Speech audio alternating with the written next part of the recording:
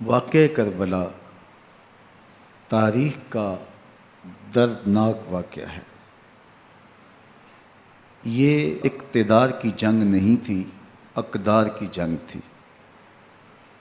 دو شخصیتوں کی لڑائی نہیں تھی، دو نظریات کا ٹکراؤ تھا۔ یہ حق اور باطل کا معرکہ تھا۔ یزید ظلم کا استعارہ ہے، حسین ابن علی امن کی علامت ہے۔ یزید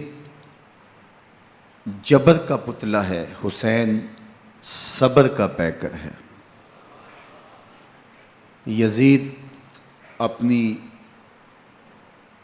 بدطینت فطرت اور اپنی طبع ناہموار کے باعث دنیا پر ذلت و رسوائی، ظلم، جبر، جور و زیادتی کی علامت بن کے ابھرا، اور حسین ابن علی رضی اللہ تعالی عنہ حق و صداقت کا نشان بن کے ابھرا۔ کربلا کے تپتے ہوئے ریگزار میں حسینی اور یزیدی دو کردار سامنے آتے ہیں۔ اقبال نے کہا تھا، موسیٰ و فرعون و شبیر و یزید، ایند و قوت از حیات آید پدید، زندہ حق از قوت شبیری است، باطل آخر داغ حسرت میری است، سرخ رو عشق غیور از خون او، شوخی ای مصرع از مضمون او، تا قیامت قطع استبداد کر، موج خون او چمن ایجاد کر۔ یزید بہدل کی بیٹی محسون کا ناپاک بیٹا تھا، اور حسین محمد عربی کی بیٹی فاطمہ کا شہزادہ تھا۔ یزید دمشق کے اطراف میں سرجون اور جریر اختل جیسے اوباشوں کے جرمٹ میں پل کے جوان ہوا۔ حسین کے گھر کا دروازہ مسجد نبوی کے اندر کھلتا تھا۔ یزید نشے میں دھت ہو کر کے نمازیں چھوڑ دیتا تھا۔ حسین کی کربلا کے اندر بھی نماز تہجد قضا نہیں ہوئی۔ یزید ظلم کا دوسرا نام ہے، حسین امن کی علامت ہے۔ یزید نے زندگی میں ایک مرتبہ حج کیا اور شراب کے مٹکے ساتھ لے کے آیا، اور اختل اور دیگر گویوں اور مغنیوں کو اپنے ساتھ رکھا تاکہ سفر آسانی سے کٹے۔ حسین ابن علی نے 25 حج سواری ہونے کے باوجود پیدل کیے۔ یزید حج بیت اللہ کے بعد مدینہ المنورہ آیا اور شراب کی ایک مجلس بپا کی۔ حضرت امام حسین رضی اللہ تعالی عنہ جب وہاں پہنچے تو شراب کی پھیلی ہوئی بدبو کو محسوس کرتے ہوئے فرمایا، یہ بو کیسی ہے؟ تو نشے میں دھت یزید بولا، یہ شام میں بنتی ہے، اور ایک جام منگوایا اور اس کو پیتے ہوئے دوسرا جام حضرت امام حسین رضی اللہ تعالی عنہ کی طرف بڑھاتے ہوئے کہا، ابا عبداللہ لیجئے۔ تو حضرت امام حسین رضی اللہ تعالی عنہ نے فرمایا، میں اس کی طرف دیکھتا بھی نہیں ہوں، اور پھر وہ عشقی اشعار پڑھنے لگا۔ جب یزید کی شراب نوشی کا منظر امام حسین رضی اللہ تعالی عنہ اپنی آنکھوں سے دیکھ چکے تھے، تو مجھے بتاؤ یزید کے ہاتھ پہ امام حسین کا پاک ہاتھ کیسے آتا؟ حضرت امام حسین رضی اللہ تعالی عنہ جس ماحول میں پلے تھے، جس ماحول میں پرورش پائی تھی، جس ماحول میں رہے تھے، وہ پاکیزہ اور تقدس مآب ماحول تھا۔ اور یزید کبھی اطراف دمشق میں، کبھی غوطہ میں، کبھی الخضرہ محل میں، اور کبھی کہاں داد عیش دیتا رہا اور لہو و لعب کے اندر مصروف رہا، اور اس کی زندگی ان چیزوں سے عبارت تھی۔ وہ محرمات کو حلال قرار دیتا، شراب نوشی اس کی ہڈیوں میں رچی ہوئی تھی، اور شریعت بیضا کا مذاق اڑایا کرتا۔ اور حسین ابن علی رضی اللہ تعالی عنہ کی دوستیاں جن لوگوں سے تھی وہ عبداللہ ابن عباس تھے، عبداللہ ابن عمر تھے، حضرت عبد الرحمن بن ابو بکر رضی اللہ تعالی عنہ تھے۔ یزید تو جوا کھیلتا رہا، یزید تو قمار بازی کرتا رہا، یزید تو شراب نوشی کرتا رہا، اور حسین ابن علی مسجد نبوی کے ممبر میں حضور کے پہلوؤں میں بیٹھتے رہے۔ زمانے نے وہ منظر دیکھا کہ سرخ رنگ کے جوڑے پہنے ہوئے حسنین کریمین حجرہ فاطمہ سے نکلتے ہیں، کم عمری کی وجہ سے کبھی گرتے ہیں کبھی سنبھلتے ہیں، اور آقا کریم خطبہ ارشاد کر رہے ہیں، خطبہ چھوڑ کے حضور نے شہزادوں کو اٹھا لیا۔ وہ منظر بھی زمانے نے دیکھا۔ حضرت عبداللہ بن شداد کہتے ہیں کہ حضور سجدے میں تھے اور سجدہ اتنا طویل ہو گیا، ہمیں لگا یا تو وحی کا نزول ہو رہا ہے یا پھر اللہ کا حکم آ گیا اور اللہ کے محبوب کی روح قبض کر لی گئی۔ لیکن میں نے جب نظریں اٹھا کے ننکیوں سے دیکھا تو کیا منظر تھا کہ حسین ابن علی حضور کی پشت پہ بیٹھے ہوئے اور میرے آقا سجدے کو طول دے رہے ہیں۔ اللہ اکبر! حسین کے لیے پیغمبر کے سجدوں کو طول دیا جا رہا ہے۔ حسین ابن علی کبھی ممبر پہ حضور کی اطراف میں بیٹھتے ہیں، وہ منظر بھی دنیا نے دیکھا کہ حضور کے مبارک کندھوں پر حسین ابن علی بیٹھے ہیں اور حضور کی زلفوں کو پکڑا ہوا ہے۔ تو حضرت عمر رضی اللہ تعالیٰ عنہ دیکھ کے کہتے ہیں واہ واہ کیسی سواری میسر آئی حسین ابن علی کو۔ تو میرے آقا مسکرا کے کہتے ہیں عمر سواری دیکھتے ہو سوار بھی تو دیکھو۔ اللہ اکبر!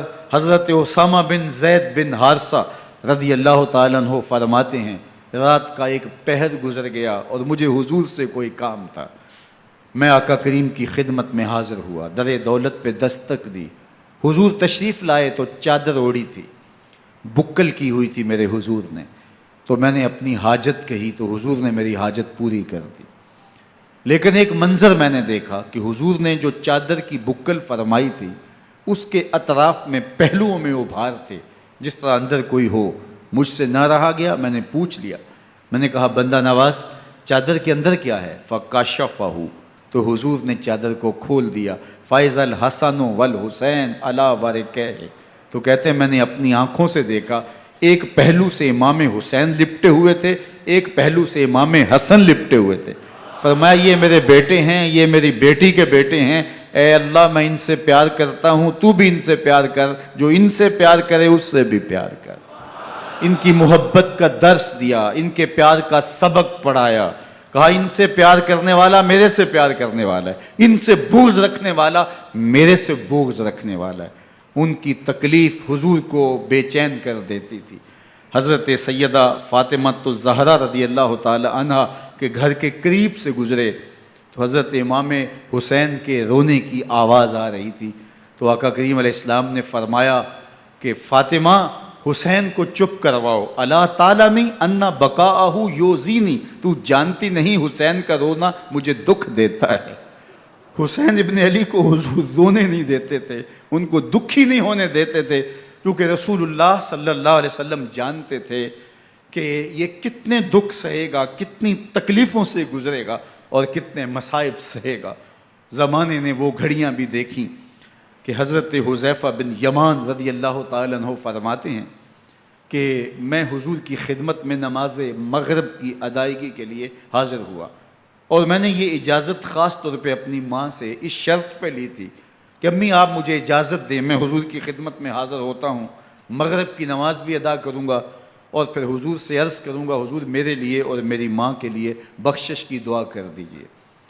ماں نے اس شرط پہ اجازت دے دی اور میں حضور کی خدمت میں آ گیا، نماز مغرب ادا کی، سلام پھرا تو میرے دل میں آرزو تھی میں حضور سے عرض کروں حضور میرے لیے اور میری ماں کے لیے مغفرت کی بخشش کی دعا کر دیں، لیکن حضور عبادات میں ذکر میں نوافل میں ایسے مشغول ہوئے کہ میں آرزو رکھنے کے باوجود بھی عرض نہ کر سکا۔ خیر نماز عشاء کا وقت ہوا، اذان پکاری گئی، حضور مصلی پہ آئے، نماز پڑھی، سلام پھرا، تو میرے دل میں پھر خیال آیا کہ ماں سے ایک نماز کی چھٹی لی تھی، نمازیں بھی 2 ہو گئیں، ماں نے جاتے پوچھنا ہے حضور سے میرے لیے اور اپنے لیے مغفرت کی، بخشش کی دعا کروائی تھی، تو کیا جواب دوں گا؟ اور حضور اٹھے اور کاشانہ اقدس کی طرف چل دیے۔ اب میرے دل میں یہ خیال رہ کے آ رہا تھا کہ ماں کو کیا جواب دوں گا، میں تو حضور سے بخشش و مغفرت کی دعا کروا ہی نہیں سکا۔ جب حضور چل پڑے تو غیر ارادی طور پہ میں بھی حضور کے پیچھے چل پڑا۔ چلنے میں تھوڑی سی رفتار تیز ہو گئی، جس سے قدموں کی آہٹ پیدا ہوئی، تو جب آواز پیدا ہوئی تو حضور نے رخ پھیرے بغیر فرمایا من ھذا، میرے پیچھے پیچھے کون آ رہا ہے؟ پھر خود ہی کہا حذیفہ تو نہیں؟ تو میرا دل دھڑک رہا تھا، قلت نعم، میں نے کہا جی حضور میں حذیفہ ہوں۔ فرمایا ما حاجتک غفر اللہ لک ولامک، کیا کام ہے؟ اللہ تجھے بھی بخش دے، تیری ماں کو بھی بخش دے۔ اب جو کام تھا وہ جنبش لب سے پہلے ہی ہو گیا، یہاں تو لفظوں کا سہارا بھی نہیں لینا پڑتا، وہ بند لبوں کی بولیاں بھی سنتے ہیں۔ اقبال بولا ہے فروغت صبح آثار و دہور، چشم تو بی نندائے ما فی الصدور، تیری نظر تو سینوں کے چھپے راز بھی دیکھتی۔ تو کہا ما حاجتوں کا غفر اللہ لک ولامک، اللہ تجھے بخش دے، تیری ماں کی بھی مغفرت کر دے، کیا کام ہے؟ اب جو کام تھا وہ تو ہو گیا۔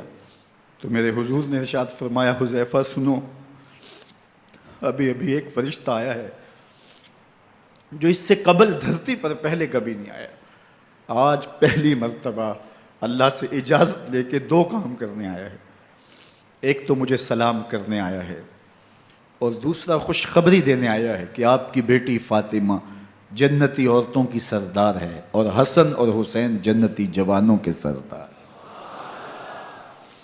ایک طرف یزید ناپاک میسون کا پلیت بیٹا، اور ایک طرف محمد عربی کا نواسا، فاطمہ کے دودھ کا اثر، علی المرتضیٰ کے خون کی تاثیر، رسول اللہ صلی اللہ علیہ وسلم کے کندھوں پہ بیٹھنے والا۔ ایک دن حضور نے امام حسین رضی اللہ تعالیٰ عنہ کے ہاتھ پکڑ لیے اور ان کے پاؤں اپنے پاؤں پہ رکھے اور پھر فرمایا بیٹے آگے بڑھو، اور ان کے پاؤں حضور کی پنڈلیوں پہ آئے، پھر کہا بیٹے اور آگے بڑھو، حتیٰ کہ ان کے پاؤں حضور کی رانوں پہ آئے، پھر فرمایا بیٹا اور آگے بڑھو، تو ان کے پاؤں حضور کے مبارک بطن اقدس پہ آئے، پھر بازوؤں کو کھینچ کے اپنے قریب کیا اور حسین ابن علی کے منہ میں اپنی زبان رکھ دی، اور وہ اس طرح چوس رہے تھے جس طرح کھجور چوسی جاتی ہے۔ تو اللہ کے محبوب علیہ السلام نے حسین ابن علی کو اپنی زبان کا لعاب دہن دے کر کے، وہ شیر رحمت دے کر کے، وہ کوثر و تسلیم سے پاکیزہ تر آب رحمت عطا کر کے ان کی ہمیشہ کے لیے پیاس بجھا دی، تاکہ کل کربلا کے تپتے ہوئے ریگزار میں حسین ابن علی کو پیاس کی شدت تنگ نہ کرے اور پائے استقلال میں لغزش نہ آنے پائے۔ ان نازوں سے پالے ہوئے حسین کو، ان محبتوں سے پالے ہوئے حسین ابن علی کو امتحان بھی اتنے بڑے درپیش تھے۔ یاری تیری سونا پر ازمیشاں تیریاں اگ، سونا پرکھیا جامدہ ہے نال اگاں دے لگ۔ جتنا بڑا شخص ہوتا ہے اتنی آزمائشیں بھی بڑی ہوتی ہیں۔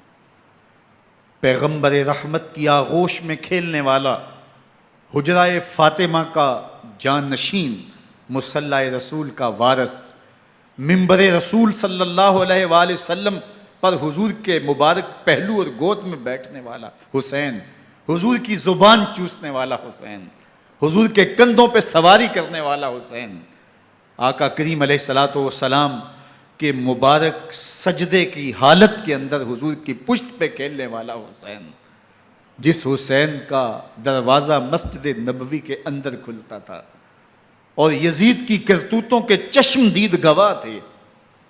یزید جب تخت نشین ہوتا ہے تو اسے یہ فکر ہوتی ہے کہ امام حسین، عبداللہ بن زبیر، عبداللہ بن عمر، عبداللہ ابن عباس یہ میری بیعت کریں۔ اور وہ ولید بن عقبہ کو لکھتا ہے کہ ہر صورت میں ان کی بیعت لو، اور اگر بیعت نہ دیں تو سختی کرو۔ حضرت امام حسین رضی اللہ تعالی عنہ کو بلاوا آتا ہے کہ آپ کو دارالامارت میں گورنر ہاؤس میں بلایا جا رہا ہے، ولید بن عقبہ کا پیغام آپ کو پہنچتا ہے۔ آپ اس وقت فرماتے ہیں کہ اس وقت جو پیغام پہنچا ہے وہ کسی خطرے سے خالی نہیں ہے، تو کچھ سواروں کو ساتھ لیا، کہا تم دارالامارت کے باہر کھڑے رہنا، اگر میری آواز بلند ہوئی تو اندر آ جانا، ورنہ تم انتظار کرنا۔ آپ اندر گئے۔ ولید بن عقبہ نے مروان کو بھی بلایا تھا۔ مروان بن حکم یہ گورنر مدینہ ولید سے پہلے رہ چکا ہے، تو اس نے مشورہ دیا کہ سختی کی جائے۔ خیر ولید بن عقبہ نے کہا کہ یہ خط ہے، حضرت امیر معاویہ کا انتقال ہو گیا اور یزید تخت نشین ہوا ہے، لہٰذا وہ آپ سے بیعت کا مطالبہ کرتا ہے۔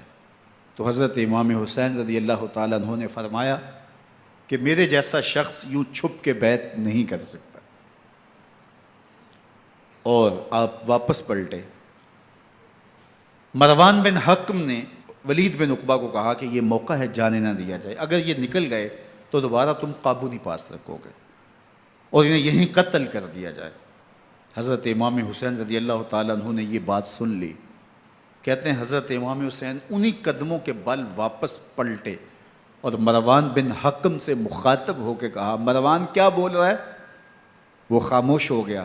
فرمایا تو جانتا نہیں ہم کون ہیں؟ آنا حسین ابن علی ابن ابی طالب، میں حسین ہوں، میں علی کا بیٹا ہوں، ہمارے گھر میں قرآن اترتا رہا ہے، وحی کا نزول ہوتا رہا ہے، اور یزید فاسق ہے، فاجر ہے، مسلمانوں کا قاتل ہے اور شرابی ہے، میں ڈنکے کی چوٹ پہ یزید کی بیعت سے انکار کرتا ہوں۔ بس حیدری کچھار سے محمدی شیر نکل آیا ہے۔ اب اوسان خطا ہو گئے، راستہ چھوڑ دیا، واپس آئے، سیدہ زینب سے ملے، کہا مدینے کو چھوڑنا پڑے گا۔ کہا بھیا کیا ہوا؟ کہا یزید بیعت لینے پہ مصر ہے اور میں کسی صورت بھی بیعت نہیں کروں گا۔ رسول اللہ کا مدینہ ہمارے خون سے لالا زار بنے گا، میں نہیں چاہتا کہ حضور کے شہر نور کی حرمت پامال ہو۔ دوستو وہ کیسا منظر ہوگا جب حسین ابن علی نے آخری حاضری حضور کے روضے پہ دی ہوگی۔ حاجی یا معتمر 10 دن کے لیے، 8 دن کے لیے، 20 دن کے لیے مدینہ المنورہ عارضی سکونت اختیار کرتا ہے، اور حضور کے روضہ انور سے، اس شہر نور سے، ان گلیوں سے، ان بام و در سے ایسا مانوس ہو جاتا ہے کہ جب واپس پلٹ رہا ہوتا ہے ان دعاؤں کے ساتھ کہ دوبارہ آنا بھی نصیب ہو، اور اسے لگتا ہے کہ میں دوبارہ بھی بلایا جاؤں گا، لیکن اس کے باوجود شہر حبیب چھوڑنا قیامت سے کم نہیں ہوتا۔ اعظم چشتی مرحوم آخری بار جب حضور کے روضہ انور پہ گئے تو بیمار تھے، ویل چیئر پہ تھے۔ باب بقی سے باہر نکلے تو خادم سے کہا کہ میری ویل چیئر پیچھے سے کھینچو تاکہ میرا رخ روضہ انور کی طرف رہے، اور وہ پیچھے سے کھینچتا چلا جا رہا ہے، اور جب باب مکہ سے پیچھے جنت البقیع کے قریب سے گنبد خضرا نگاہوں سے اوجل ہونے لگا تو اعظم چشتی مرحوم نے کہا، جان بدن سے نکلتی ہے اعظم، جان بدن سے نکلتی ہے اعظم، کوئی آسان ہے مدینے سے جدا ہونا، کوئی آسان ہے مدینے سے جدا ہونا۔ یہ اس شخص کی کہانی ہے جو 10 دن، 5 دن، مہینہ، 2 ماہ وہاں رہتا ہے، اور پھر اس شہر کو چھوڑ کے آنا اس کے لیے آسان نہیں ہوتا۔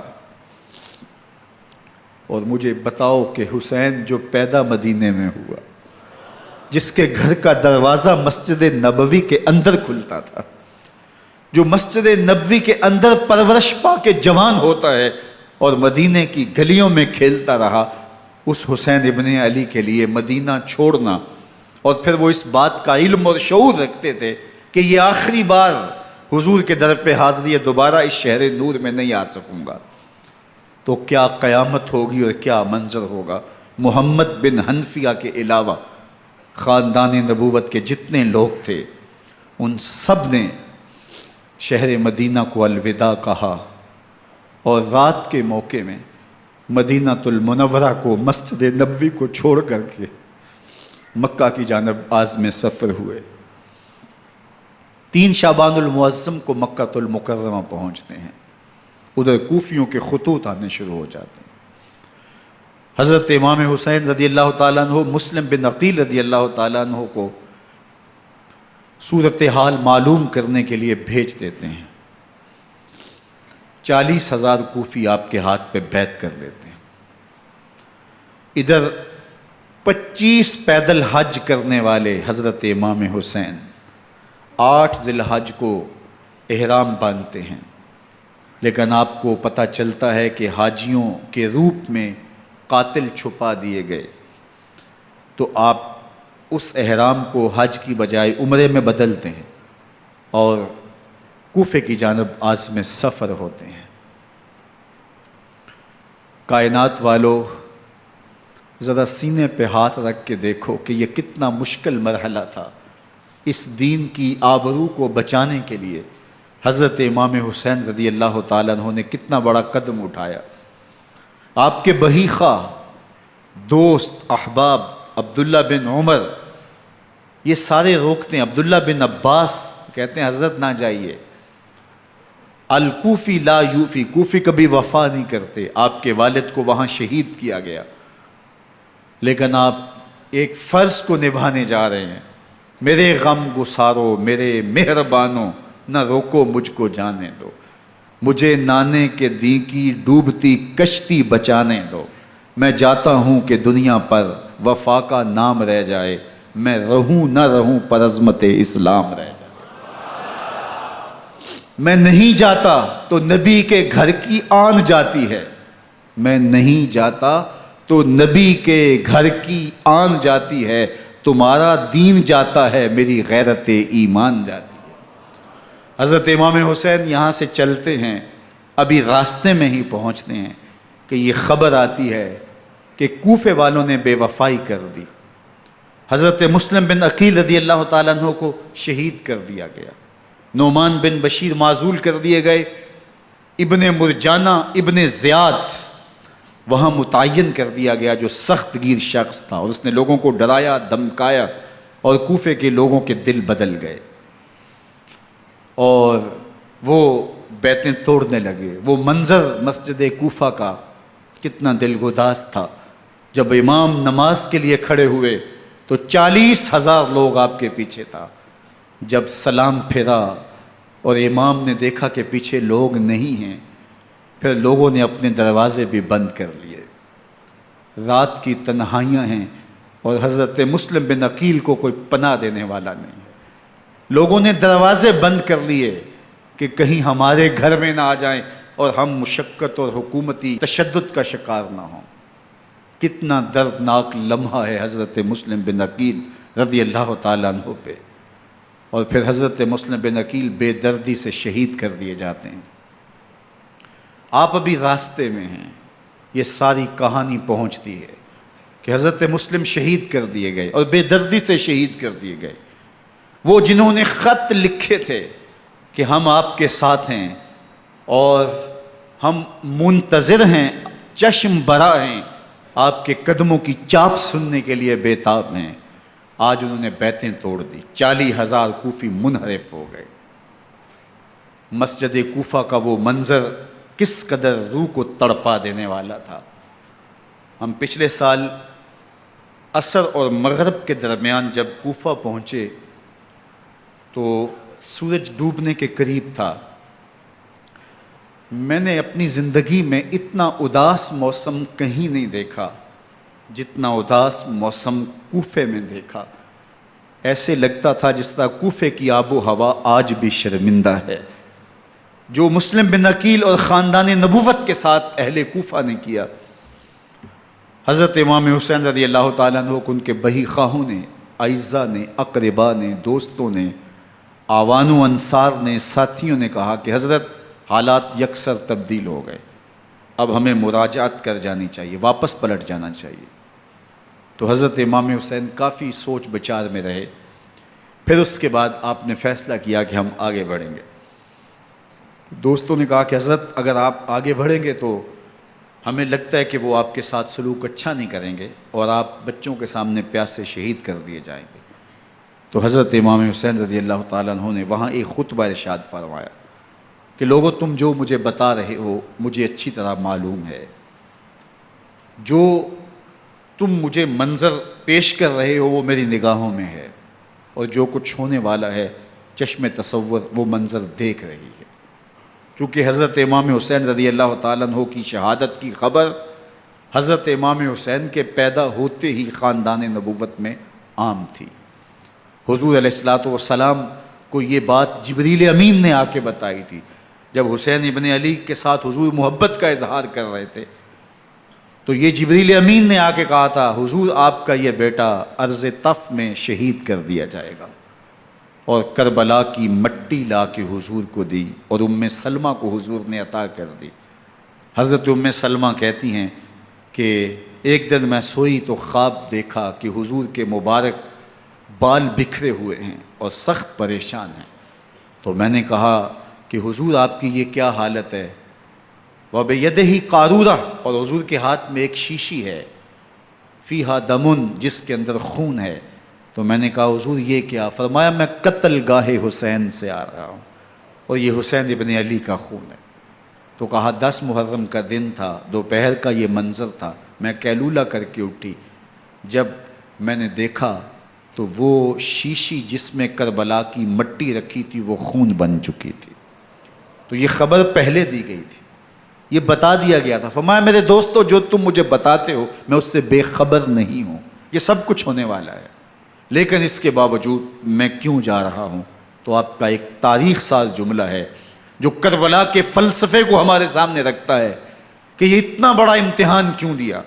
حضرت امام حسین رضی اللہ تعالیٰ عنہ نے فرمایا وَلَكُمْ فِي أُسْوَةٌ، میں اس لیے جا رہا ہوں قیامت تک ظلم، جبر اور ناانصافی کے خلاف کھڑے ہونے والوں کے لیے کوئی نمونہ تو ہو۔ میری زندگی قیامت تک ظلم، جبر اور استحصالی نظام کے خلاف کھڑے ہونے والوں کے لیے نمونہ ہے۔ تو حضرت امام حسین رضی اللہ تعالیٰ عنہ نے حق اور باطل کے درمیان ایک سرخ لکیر کھینچ دی اپنے خون سے۔ اب حق اور باطل کا امتیاز کرنا مشکل نہیں ہے، کوئی باطل پہ اڑا رہے تو الگ بات ہے، لیکن امتیاز کرنا مشکل نہیں ہے۔ حدود بالکل واضح کر دیں۔ اقبال نے یہاں کتنی خوبصورتی کے ساتھ اس مضمون کو نبھایا۔ سرخ رو عشق غیور از خون او، شوخی این مصرع از مضمون او، تا قیامت قطع استبداد کر، موج خون او چمن ایجاد کر۔ ایک جہاں آباد کر دیا، حق اور باطل کی راہیں اجال دی۔ اب لوگوں کو یزید کا چہرہ پہچاننے میں دیر نہیں لگتی، وقت کے ہر یزید کا چہرہ آسانی سے پہچانا جا سکتا ہے۔ یہ معرفت زمانے کو کروائی کس نے؟ حسین ابن علی نے کروائی رضی اللہ تعالی عنہ۔ تو حضرت امام حسین نے فرمایا کہ جو میرے ساتھ ہونے والا ہے میں اچھی طرح جانتا ہوں، لیکن میں اس کے باوجود آگے بڑھوں گا۔ پھر بڑھے اور کربلا میں جا کے خیمہ زن ہو گئے۔ 7 محرم کو پانی بند کر دیا گیا، پانی بند ہوا تو کھانا بھی میسر نہیں تھا، لیکن ذکر پانی کا ہوتا ہے اس لیے کہ کھانے کے بغیر انسان کئی دن کاٹ لیتا ہے، لیکن پانی کے بغیر گزر نہیں ہوتی۔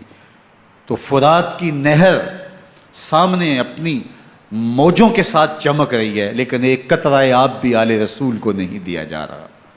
کائنات کے اندر ایسے انوکھے امتحان بھی ہوتے ہیں، وارث ہوں ساقی کوثر کے، مالک ہوں حوض کوثر کے، اور بیٹے ہوں ساقی کوثر کے، اور آج ایک بوند پانی کی بھی میسر نہ ہو۔ صبر کا امتحان ہے، عزیمت کا امتحان ہے۔ حضرت امام حسین رضی اللہ تعالیٰ عنہ خیمہ زن ہو گئے، 3 دن تک پانی بند رہتا ہے، 9 محرم کو رات کی تنہائی میں حملہ آور ہونا چاہتے ہیں، لیکن آپ نے کہا کہ ہمیں اللہ کے حضور عبادت اور ذکر کے لیے وقت دیا جائے۔ ساری رات ذکر میں گزرتی ہے، عبادات میں گزرتی ہیں۔ رات کے اندھیرے میں آپ چراغ بجھا دیتے ہیں۔ آوان و انصار کو کہتے ہیں کہ ان کی دشمنی میرے ساتھ ہے، انہیں میرا خون چاہیے، اگر تم رات کی تاریکی میں نکل جاؤ تو میں تم سے کوئی مواخذہ نہیں کروں گا، اور یہ بھی تمہارا پیچھا نہیں کریں گے، اس لیے کہ ان کا مطلوب تم نہیں ہو، ان کا مطلوب میں ہوں۔ جب چراغ جلایا تو کوئی بھی نہیں گیا۔ مسلم بن اوسجہ کھڑے ہو کے کہتے ہیں حضرت اگر ہمارے بدن کو 70 بار کاٹا جائے اور جلایا جائے اور ہواؤں میں اڑا دیا جائے پھر بھی آپ کا ساتھ نہیں چھوڑیں گے۔ 70 سال کے بوڑھے ہیں حبیب بن مظاہر، کہتے ہیں حضرت آپ کو چھوڑ کے جائیں کہاں، آپ کو چھوڑ کے جائیں کہاں؟ کوئی ساتھ چھوڑنے کے لیے تیار نہیں ہے۔ پیاس ہے، سخت گرمی ہے، کربلا کا ماحول ہے، 72 افراد اور خاندان کی خواتین میدان کربلا میں خیمہ زن ہیں۔ دوسری طرف لشکر اعداء اشقیا 22,000 کی تعداد میں مقابلے میں، ایک روایت 30,000 کی ہے۔ ان صرف 72 پیاسے لوگوں کے لیے اتنے لوگوں کو جمع کرنے کا مقصد خوف زدہ کرنا تھا۔ شرط ہے کہ یزید کی بیعت کر لیں، محاصرے توڑ دیں گے، پانی دستیاب ہوگا، اعزاز و اکرام سے نوازا جائے گا، خزانوں کے منہ کھول دیے جائیں گے۔ لیکن حسین ابن علی کہتے تھے سب کچھ لٹ جائے گا، باطل کے ہاتھ پہ ہاتھ نہیں رکھوں گا۔ اللہ اکبر۔ اب صبح طلوع ہوتی ہے، عاشور کا دن چڑھتا ہے، سورج اپنی پوری تمازت کے ساتھ گرمی برسا رہا ہے۔ آج خاندان نبوت کا امتحان زمانے نے دیکھنا ہے۔ رسول اللہ کا لعاب چوسنے والا اس کے صبر کا آج امتحان ہے۔ حضور کے کندھوں پہ کھیلنے والے حسین کا آج امتحان ہے۔ اللہ اکبر۔ حسین ابن علی تمام حجت کرتے ہیں میں نے تمہارا کچھ نہیں بگاڑا، میں نے کسی کا خون نہیں کیا، میں نے کوئی زیادتی نہیں کی، تم کیوں میرے قتل کے در پہ ہو؟ تم جانتے نہیں میں کون ہوں؟ میں تمہارے نبی کا نواسا ہوں، رسول اللہ صلی اللہ علیہ وآلہ وسلم کے کندھوں پہ کھیلتا رہا ہوں، حضور کا لعاب چوستا رہا ہوں، اور میں بوسہ گاہ رسول صلی اللہ علیہ وآلہ وسلم ہوں۔ لیکن ان اشقیاء کے دل پر کوئی چیز اثر انداز نہیں ہوتی۔ ایک ہور ہے، اللہ اس کے دل میں نرمی ڈالتا ہے۔ پہلے تو امام حسین کو گھیر کے لے کر کے آتا ہے، لیکن بعد میں وہ قافلہ یزید سے قافلہ حسین کی طرف آ جاتا ہے۔ امام حسین فرماتے ہیں تو دنیا میں بھی ہور ہے، آخرت میں بھی ہور ہے، آزادی مل جاتی ہے۔ باقی 22,000 کا لشکر جرار امام حسین کے قتل کے در پہ ہے۔ پھر تاریخ نے خاندان نبوت کا وہ انوکھا امتحان دیکھا۔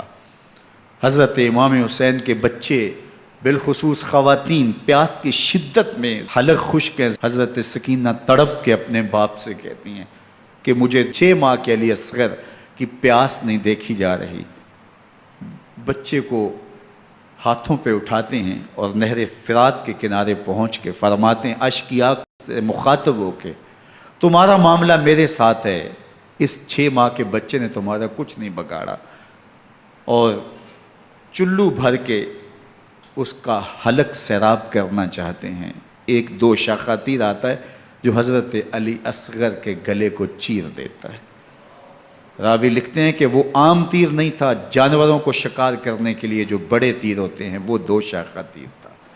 وہ گردن کو کاٹ دیتا ہے، خون بہنے لگتا ہے، گردن لٹک جاتی ہے۔ حضرت امام حسین وہ بہتا ہوا خون اپنے چلو میں لیتے ہیں اور آسمان کی طرف اچھال کے کہتے ہیں مالک حسین کی یہ قربانی بھی قبول فرما۔ یہ تماشا لب بام نہیں ہے۔ بچہ بیمار ہو، ڈاکٹر جواب دے دیں، ماں باپ کے ہاتھ پھول جاتے ہیں۔ زندگی کی سانسیں ابھی چل رہی ہوتی ہیں، لیکن ڈاکٹر کہے کہ یہ میرے بس کا روگ نہیں ہے، کہیں اور لے جاؤ، تو زندگی کا لف و نشر غیر مرتب ہو جاتا ہے۔ میں سلام پیش نہ کروں حسین ابن علی کو، 6 ماہ کا علی اصغر ہاتھوں میں دم توڑتا ہے، گردن لٹک جاتی ہے، خون بہہ رہا ہے۔ اب خیموں کی طرف بڑھ رہے ہیں لیکن زبان پہ شکایت نہیں ہے، کہتے ہیں مالک حسین کی یہ قربانی قبول کر لے۔ اب خیموں کی طرف آنا، شہر بانوں ام رباب سیدہ زینب حضرت سکینہ سلام اللہ علیہا کا سامنا کوئی آسان کام نہیں تھا، لیکن حسین ابن علی آتے ہیں، شہزادے کو یہاں خیموں کے قریب رکھ کے کہتے ہیں کہ یہ حوض کوثر سے سیراب ہو گیا ہے۔ اللہ اکبر، کوہرام مچ جاتا ہے خیموں کے اندر، کیا منظر ہوگا اور ان کو کن الفاظ کے پیرائے میں ڈھال کر کے ان کیفیات کو بیان کیا جا سکتا ہے جو اہل بیت کے خیموں کے اندر علی اصغر کی شہادت کے بعد کا منظر رقم ہو رہا ہوگا۔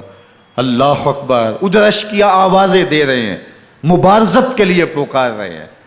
زمانے نے پھر وہ منظر بھی دیکھا کہ جوان بیٹے کو 18 سال کی کمائی حضرت امام حسین میدان عمل میں بھیج رہے ہیں۔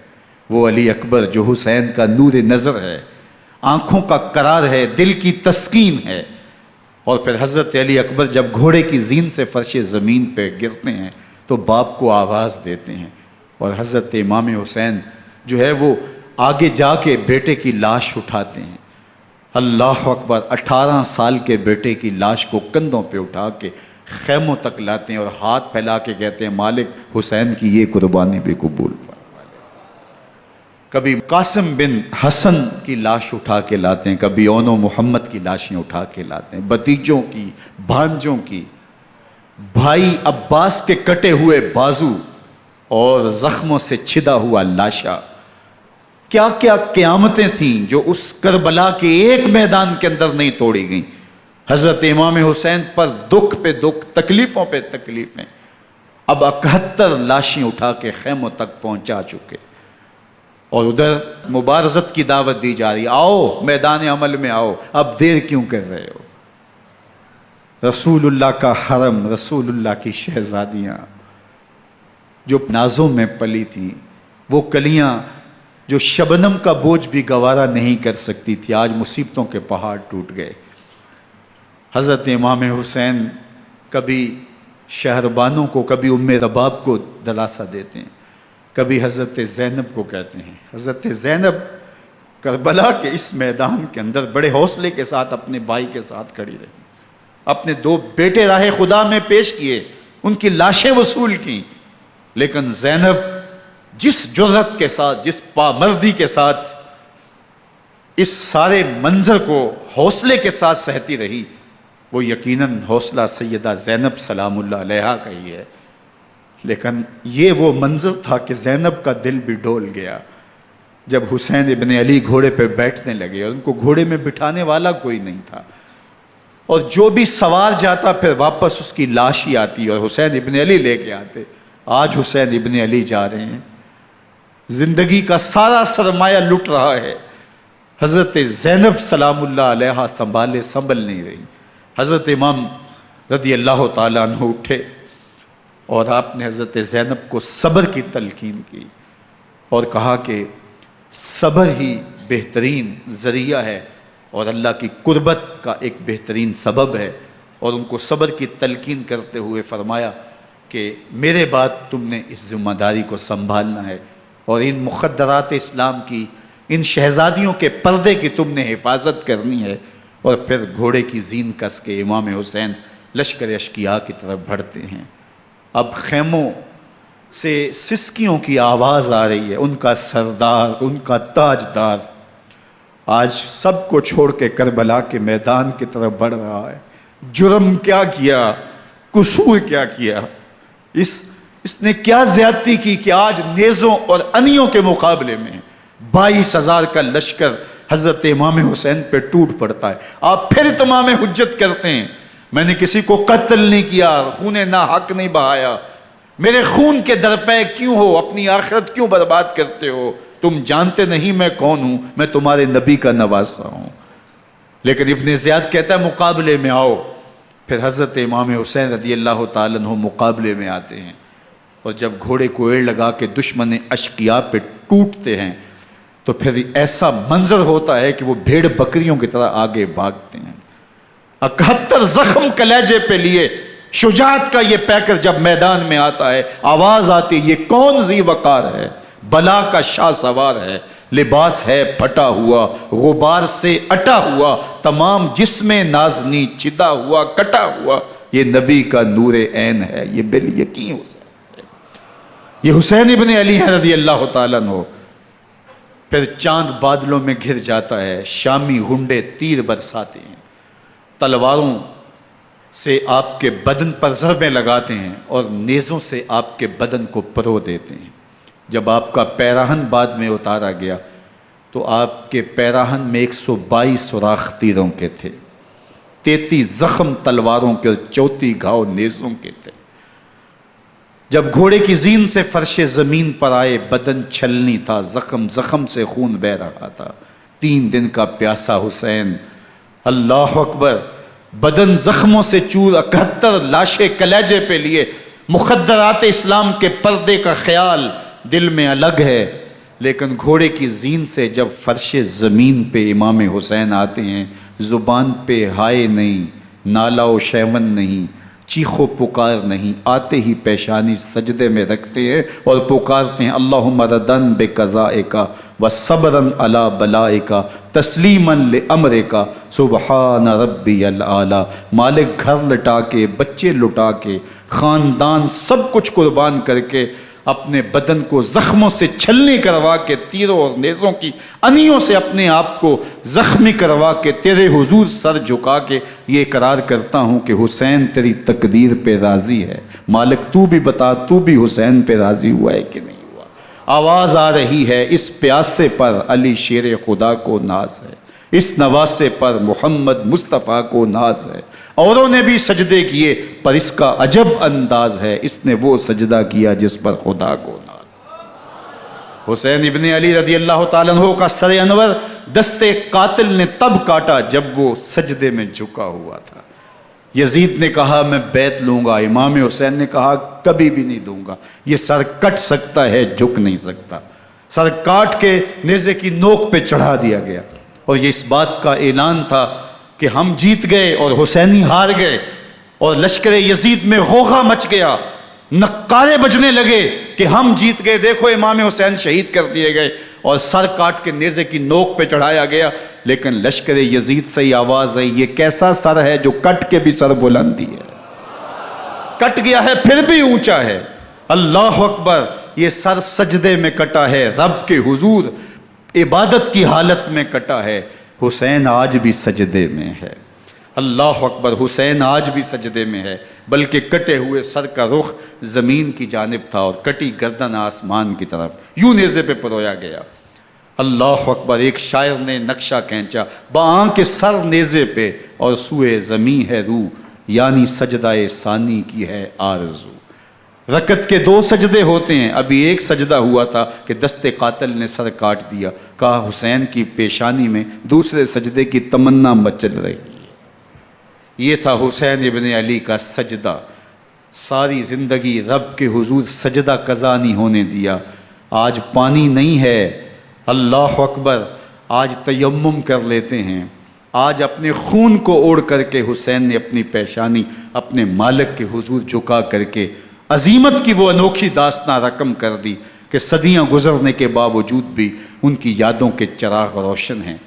جب حضرت امام حسین اور دوسرے اعیان و انصار کو شہید کر دیا گیا تو ان کے سر نیزوں کی نوک پہ چڑھا دیے گئے، حضرت امام حسین کا کٹا ہوا سر اور باقی 71 افراد کے کٹے ہوئے سر نیزوں کی نوک پہ، اور 10 سواروں کو ابن سعد نے کہا کہ ان کو رون دو، اور گھوڑوں کی ٹاپوں تلے حضرت امام حسین رضی اللہ تعالیٰ عنہ اور ان کے آوان و انصار کو جو ہے وہ روندا گیا، حتیٰ کہ ان کی استخوان مبارک، ان کی ہڈیاں بھی چور چور ہو گئیں۔ روننے سے قبل ان کا لباس اتار لیا، ان کے کپڑے اتار لیے گئے، اللہ اکبر، کیسی دردناک گھڑیاں تھیں۔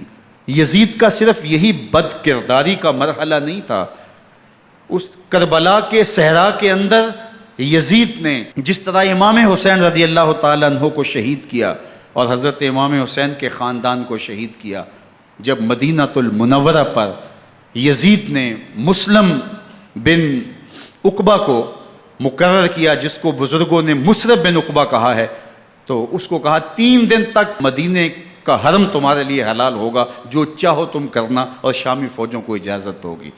تو وہاں بھی انہوں نے 10,000 تابعین اور 700 صحابہ کو شہید کیا۔ حضرت ابو سعید خدری رضی اللہ تعالیٰ عنہ گھر سے باہر نکلے، کافی بوڑھے ہو چکے تھے، تو انہوں نے حضرت ابو سعید خدری کو پکڑ لیا، کہا تم کون ہو؟ کہا مجھے ابو سعید خدری کہتے ہیں۔ تو کہا ہاں تمہارا نام سنا ہے، اور داڑھی سے پکڑ کے کھینچا اور کہا کہ ہے تمہارے پاس جو ہمیں دو؟ تو کہا کہ میرے پاس تو کچھ بھی نہیں، میں تو فقیر آدمی ہوں۔ تو ان کے گھر ان کو لے گئے، تو 2 کبوتر رکھے تھے حضرت ابو سعید خدری نے، تو وہ کبوتر لوٹ کے لے گئے۔ اللہ اکبر۔ حضرت ابن سنان رضی اللہ تعالیٰ عنہ کو، جو حضور کے علم بردار تھے فتح مکہ کے دن، ان کو ستو پہلے پلائے اور پھر ان کی گردن کاٹی گئی، اور کہا یہ ہے وہ ستو جو تم زندگی میں آخری بار پیو گے۔ ایک گھر میں داخل ہوئی شامی فوج، تو ایک خاتون کے ابھی بچہ پیدا ہوا تھا، اور قابلہ نے، دائیا نے، وہ بچہ ماں کی چھاتی پہ لٹایا، اور وہ ماں کا پہلا دودھ پی رہا تھا۔ تو یہ جا کے کہنے لگے نکالو تمہارے پاس جو کچھ ہے۔ تو اس خاتون نے کہا تم جانتے ہو یہ بچہ کون ہے؟ تو انہوں نے کہا ہم نہیں جانتے۔ کہا یہ حضرت ابن ابی کبشہ انماری رضی اللہ تعالیٰ عنہ کا بچہ ہے، اور یہ وہ صحابی ہیں کہ جو بیت الشجرہ کے موقع پہ حضور کے ہاتھ پہ بیعت کرتے ہیں۔ انہوں نے اس چیز کا لحاظ نہ کیا کہ جو کچھ ہے وہ ہمیں دو، ورنہ تیرے بچے کو نہیں چھوڑیں گے۔ تو ماں بچے سے مخاطب ہو کے کہتی ہے، ابھی بچہ پیدا ہوا ہے اور ماں سے پہلا دودھ پی رہا ہے، کہ بیٹے اگر میرے پاس کچھ ہوتا، وہ قیمتی سے قیمتی چیز بھی ہوتی، تیری جان کے لیے قربان کرتی، لیکن اس وقت میرے پاس کچھ ہے نہیں۔ تو ایک شکی آگے بڑھا اور بچے کو ایک ٹانگ سے پکڑ کے کھینچ کے دیوار کے ساتھ پٹک کے مارا، جس سے دماغ کا بھیجا نکل گیا۔ کیا کیا زیادتیاں نہیں کی۔ 700 صحابہ حرہ کے واقعہ میں شہید کیے یزید نے، اور 10,000 تابعین شہید کیے۔ مسجد نبوی میں ممبر رسول کے ساتھ گھوڑے باندھے، اور وہ ممبر رسول اور مصلی رسول کے قریب لید کرتے رہے۔ حضرت سعید بن المسیب فرماتے ہیں میں نابینا تھا اور حضور کے روضہ انور کے پاس بیٹھا تھا، اور یزید کے سپاہی آتے، جو بھی مسجد میں نظر آتا پکڑ کے لے جاتے، مجھے نابینا سمجھ کے چھوڑ دیتے، لیکن میں پریشان تھا کہ ظہر کا وقت ہوگا، عصر کا وقت ہوگا، مغرب عشاء کا وقت ہوگا، نہ اذان، نہ اقامت، نہ جماعت، تو کیسے مجھے پتہ چلے گا کہ نماز کا وقت ہو گیا، اور کیسی میری نمازوں کا کیا بنے گا؟ میں اس فکر میں بیٹھا تھا۔ لم ازل اسمع الاذان والاقامت من قبر رسول اللہ صلی اللہ علیہ وآلہ وسلم۔ فرماتے ہیں جب بھی پھر نماز کا وقت آیا، گنبد خضرا سے اذان کی بھی آواز آئی، اقامت کی بھی آواز آئی۔ 3 دن تک مسجد نبوی کے اندر گھوڑے بندے رہے، اور مدینہ کی حرمت پامال کی۔ مدینہ کے گھروں کے اندر یہ بدکماش داخل ہوئے، اور جو بدکاریاں انہوں نے کی، کلیجہ منہ کو آتا ہے۔ 1002 شیزائیں ان بدکاروں کی بدکاریوں کی وجہ سے کنواری حالت کے اندر حاملہ ہوئی۔ 3 دن تک مدینے کا حرم انہوں نے پامال کیا، اور پھر مکہ المکرمہ میں کعبۃ اللہ پر گولے برسائے، اور کعبہ کا غلاف جل گیا۔ وہ تو یزید مر گیا، اور حضرت عبداللہ ابن زبیر رضی اللہ تعالیٰ عنہ نے اپنی خلافت کا اعلان کیا۔ یزید کے یہ کرتوت تھے، ادھر اہل مدینہ کو ستایا، ادھر اہل مکہ کو ستایا، اور رسول اللہ صلی اللہ علیہ وسلم کے خانوادے کی بے حرمتی اور توہین کی۔ نہ صرف انہیں قتل کیا گیا، ان کی لاشوں پہ گھوڑے دوڑائے۔ ابن سعد اور شمر جو ہے وہ خیموں میں داخل ہوا، اور مخدرات اسلام کی چادریں چھیننے کی کوشش کی۔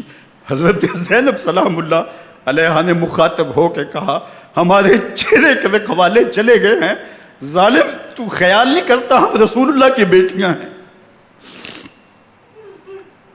حضرت شہربانو، حضرت زین العابدین اور حضرت زینب سلام اللہ علیہ، ان تینوں کو ایک اونٹ پہ باندھا گیا، اور باقی اونٹوں پہ باقی سادات کو، حضور کی شہزادیوں کو باندھا گیا، رسیوں میں جکڑا گیا، اور اونٹوں پہ باندھ کر کے کوفے کی جانب آگے آگے شہیدوں کے سر چل رہے ہیں، اور پیچھے یہ قافلہ چل رہا ہے۔ اور جب یہ قافلہ وہاں سے گزرا جہاں لاشیں پڑی تھیں، امام زین العابدین 14 سال کے تھے اور بیمار تھے، اور ان کا حوصلہ نہ ہوا، وہاں غشی ان کے اوپر آنے لگی، اور وہ منظر ابن کثیر نے، باقی لوگوں سب نے لکھا ہے کہ پھر جب ان کی یہ حالت ہوئی تو پھر سیدہ زینب سلام اللہ علیہ، جنہوں نے ابھی تک بڑے حوصلے کے ساتھ ساری مشکلات کا مقابلہ کیا تھا، اب ان کے بندھن ٹوٹ گئے اور آنکھوں سے آنسو بہنے لگے، اور سیدہ زینب نے امام حسین رضی اللہ تعالیٰ عنہ کی لاش پہ کھڑے ہو کے، اور وہ روندی ہوئی لاش، ٹوٹی ہوئی ہڈیاں، اور وہ برینا بدن، کٹا ہوا سر نیزے کی نوک پہ، اور لاش یہ پڑی ہے، تو حضرت سیدہ زینب نے مدینے کی طرف منہ کر کے جو ہے وہ حضور سے فریاد کی، یا محمد آہو، یا محمد آہو، ھذا حسین بالآراء مزمل بالدماء، یا محمد آہو بناتوں کا سبایا۔ یا رسول اللہ، اے پیارے آقا، یا جد آہو، اے ہمارے نانا محترم، یہ دیکھیے آپ کا حسین پڑا ہوا ہے، بدن سے کپڑے اتار لیے گئے، خاک ہوائیں اڑا رہی ہیں، اور اس کے اوپر چادر جو ہے وہ مٹی کی پڑ گئی ہے۔ حضور آپ کی اولاد کاٹ دی گئی، اور پھر کہا بناتوں کا سبایا، حضور دیکھیے آپ کی بیٹیوں کے ہاتھ باندھ دیے گئے ہیں، اونٹوں پہ کس دیا گیا ہے، سر شہیدہ آگے آگے چل رہے ہیں، اور حضرت سیدنا امام حسین کا آگے آگے سر ہے۔ راستے کے اندر ایک جگہ آئی، رات گزری اور ان کو اتارا گیا۔ رات کا موقع تھا، ایک خاتون آئی اور اس نے کوئی کھانا پیش کیا ان کو، اور کہا کہ میں کسی زمانے میں حضرت سیدہ فاطمہ تو زہرا کی نوکری کیا کرتی تھی، ان کی لونڈی تھی، ان کی کنیز تھی، اور آج مجھے پتہ چلا کہ آپ لوگ گزر رہے ہیں، تو میں نے کہا کہ میں اپنی مخدومہ کے خاندان کی خدمت کروں۔ اور پھر اس نے کہا کہ اس وقت سیدہ کی گود میں ایک 6-7 ماہ کی بچی تھی جس کو زینب کہا کرتے تھے، تو سیدہ زینب نے کہا کہ اماں اگر پہچانتی ہو تو وہ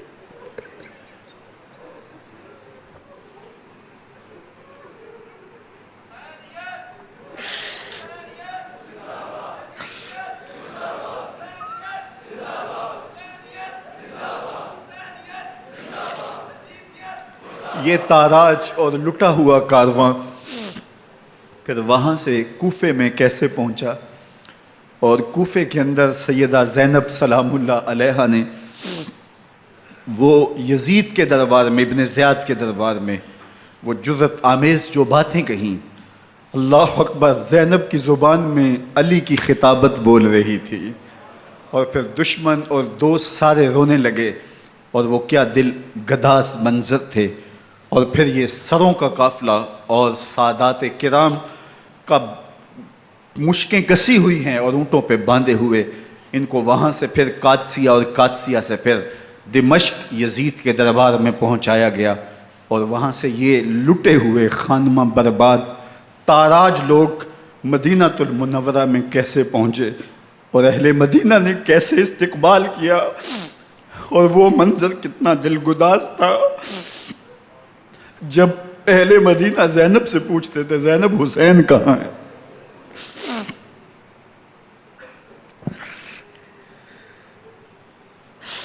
بے مروت بے وفا تیرا بھی کیا افسانہ ہے، جس نے اپنی ہی شمع کو گل کیا تو وہ پروانہ ہے۔ اپنے پیغمبر کے شہزادوں کو اور اپنے پیغمبر کی شہزادیوں کو جو دکھ اس امت نے دیے، یہ کائنات کی ایک انوکھی داستان ہے۔ اللہ ہمیں اسوہ شبیری پہ عمل کی توفیق عطا کرے اور ان کے نقوش پاک کی برکتیں دے، اہل بیت کی محبت ہماری روحوں میں جذب کر دے، اور جس عظیمت کے ساتھ، جس حوصلے کے ساتھ انہوں نے دکھوں کو جھیلا، جو دہکتی آگ کے شعلوں پہ سویا وہ حسین، جو جواں بیٹے کی میت پر نہ رویا وہ حسین، جس نے سب کچھ کھو کے کچھ نہ کھویا وہ حسین، مرتبہ اسلام کا جس نے دوبالا کر دیا، خون نے جس کے دو عالم میں اجالا کر دیا، جو کہ سوزے غم کو سانچے میں خوشی کے ڈھال کے، مسکرایا موت کی آنکھوں میں آنکھیں ڈال کے۔ اے حسین ابن علی تم پر سلام، نازش آل نبی تم پر سلام۔ ذرا میرے ساتھ یہ پڑھ لیجئے، اے حسین ابن علی تم پر سلام، نازش آل نبی تم پر سلام، تم پہ لاکھوں رحمتیں لاکھوں سلام، اے شہیدان محبت کے امام، لالا گوں لالا بدن لالا کفن، اے چمن اندر چمن، زندگی ہی زندگی تیری حیات اے حیات اندر حیات اندر حیات، افتخار ملت بیضا ہے تو، رب کعبہ کی قسم یکتا ہے تو، فخر کا دل میں دریچہ باز کرنا چاہیے، جن کا تو آقا ہے ان کو ناز کرنا چاہیے۔ وآخر دعوانا ان الحمد للہ۔